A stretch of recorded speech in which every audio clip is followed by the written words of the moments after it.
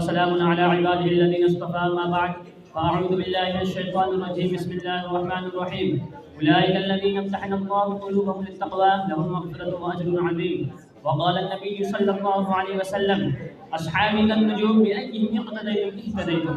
الہی دے مجھے طرز تکلم میری آواز کی تو روشنی دے. الہی دے مجھے طرز تکلم میری آواز کی تو روشنی دے.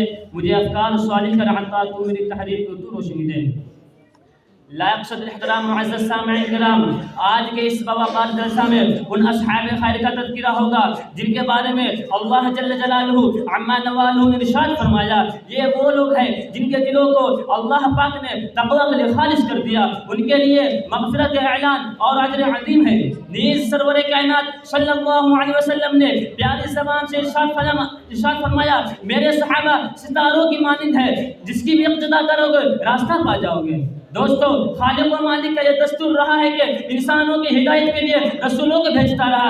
چنانچہ حضرت آدم علیہ السلام کو بھیجا، حضرت نوح علیہ السلام کو بھیجا، حضرت موسیٰ علیہ السلام کو بھیجا، حضرت عیسیٰ علیہ السلام کو بھیجا، حضرت ابراہیم علیہ السلام کو بھیجا. آخر میں شہنشاہ بطحا، تاجدار مدینہ، سرور کائنات، خاتم الانبیاء محمد رسول اللہ صلی اللہ علیہ وسلم کو بھیجا. اب نبیوں کا سلسلہ ختم، رسولوں کا سلسلہ ختم.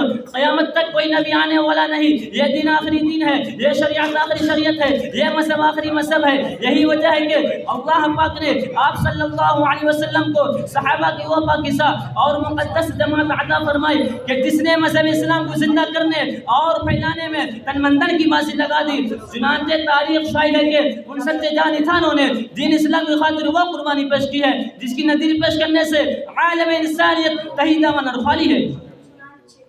یہی صحابہ ہے جنہوں نے حکم خداوندی اور پیغام محمدی کو عام کرنے کے لیے گردنیں کٹا دی، عورتوں کو بیوہ، بچوں کو یتیم کر دیا. محترم حضرات، صحابہ کرام کی جماعت وہ جماعت ہے جس کو رب کائنات نے درسگاہ نبوت کے لیے منتخب فرمایا. ہادی عالم صلی اللہ علیہ وسلم کو ان کا معلم بنایا اور کتاب ہدایت قرآن پاک عطا فرمائی. علام الغیوب نے خود ان کا امتحان لیا. صحابہ کا یہ مقدس گروہ امتحان میں پورا اترا. خداوند قدوس نے ان عامر رضی اللہ عنہ کا مستہ سنایا. وما علینا البلاغ.